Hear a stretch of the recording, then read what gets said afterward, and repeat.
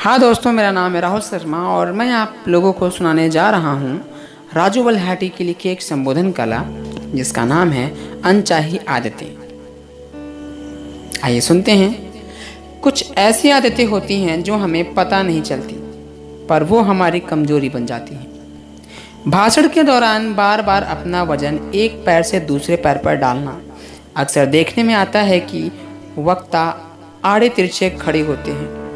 इससे श्रोताओं का ध्यान भंग होने लगता है। कोशिश करें सीधे खड़े होने की। वजन दोनों पैरों पर बराबर रखें। कुछ वक्ता बार बार अपनी नाक में उंगली या उसको छूते रहते हैं। यह हरकत इतनी बार हो जाती है कि श्रोताओं का पूरा ध्यान वक्ता पर होता है कि वक्ता क्या कर रहा है। उससे हटकर इस बात पर पता चलता है कि उंगली से अपनी नाक को कैसे स्पर्श करता है। हमारे एक गुरुजी थे, बहुत आदर सम्मान है उनके लिए। जब वो बोलते थे उनका कमर हल्का हल्का हिलता रहता था।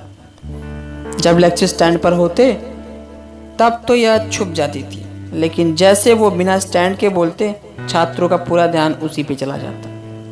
वो लोग आपस में हंसने लगते। एक बार तो हमारी कक्षा में संतोष बगल वाले छात्र से बात करके हंसने लगा। तभी सर ने देख लिया और एक जोरदार थप्पड़ रसीद कर दिया।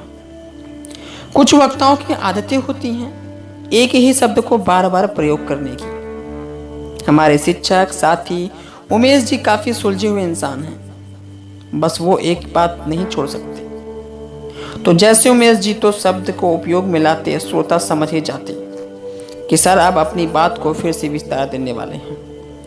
ऐसा करते करते वो अपने भाषण को इतना लंबा कर देते हैं कि उनके पास सूचना भेजनी पड़ती थी कि अब आपको अपने भाषण का अंत कर देना होगा। कुछ लोग शब्दों का उच्चारण इस तरह करते हैं कि श्रोता हंसने लगते हैं। हमारे साथी वाणिज्य शिक्षक श्री भंवरलाल चौधरी एवं शब्द को ए ओम करके इतना लंबा खींचते कि जैसे ही यह शब्द उनके मुंह से फूटता बच्चों की भीड़ यह शब्द निकालने के लिए लग जाते। कई बार उनको समझाया पर वो कहते कोई बात नहीं, श्रोताओं को आनंद हो रहा होगा। कई बार वक्ता अपना हाथ या उंगलियों का प्रयोग अत्यधिक रूप से कर देते हैं। भाषण के दौरान कतई स्वीकार्य नहीं है। ये सारी अनचाही आदतें आपके भाषण के दौरान आपकी भद्द करवाने के लिए काफी हैं। आप अपने दोस्तों से भाषण के दौरान होने वाले अपनी हकीकतों के बारे में पूछ सकते हैं, क्योंकि वो आपको बताएंगी ही नहीं। उसको डर लगता है कि आप बुरा मान जाएंगे। आपको खुद आगे आना होगा।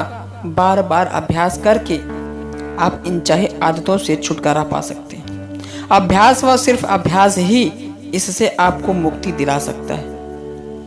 अभ्यास एक ऐसी दवा है जिसे लेने से आप इससे छुटकारा पा सकते हैं। इनको लेकर आप इतने संजीदा न हो जाएं कि आपके भाषण पर ही प्रभाव पड़ने लगे। एक दो बार ऐसा हो तो कोई बात नहीं, पर बार बार जानकारी हो जाने की बात नहीं होना चाहिए। यह सफलतापूर्वक अपनी बातों को रखने के मार्ग में रोड़ा है। इसे आपको हराना ही होगा। इसको जानने का एक और तरीका है, आप अपने भाषण की रिकॉर्डिंग किसी से करा लें। खुद ही क्लिप को बार बार देखें और अपने नजरों के सामने आने वाली गलतियों को सुधारने का प्रयास करें।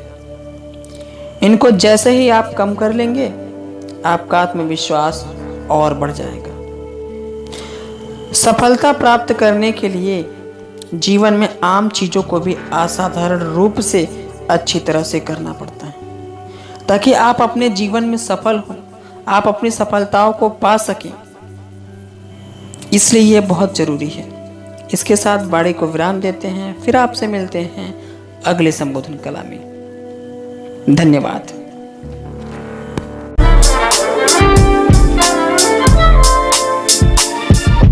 La la la la